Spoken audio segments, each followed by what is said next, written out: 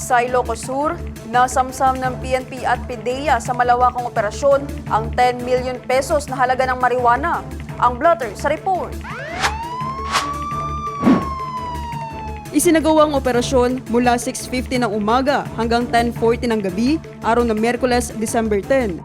Umabot sa 53,400 fully grown marijuana plants na may kabuang halaga na 10.6 million pesos ang sinunog.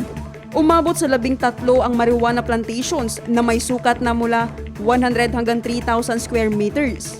Ang pinakamalaking site ay may 18,000 na mga halaman na may halagang 3.6 million pesos, habang ang mas maliliit na plantasyon ay may sukat na 150 hanggang 2,370 square meters na may halagang 80,000 pesos hanggang 1.2 million pesos bawat isa.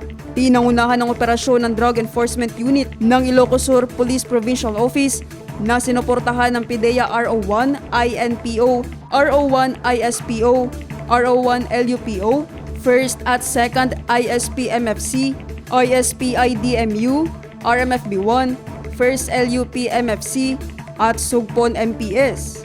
Matapos ang pagkakatuklas, lahat ng marijuana plants ay isinailalim sa inventory, idinokumento at sinunog sa lugar mismo, at ang ilang samples ay sinumite sa Crime Laboratory Office para sa karagdagang pagsusuri.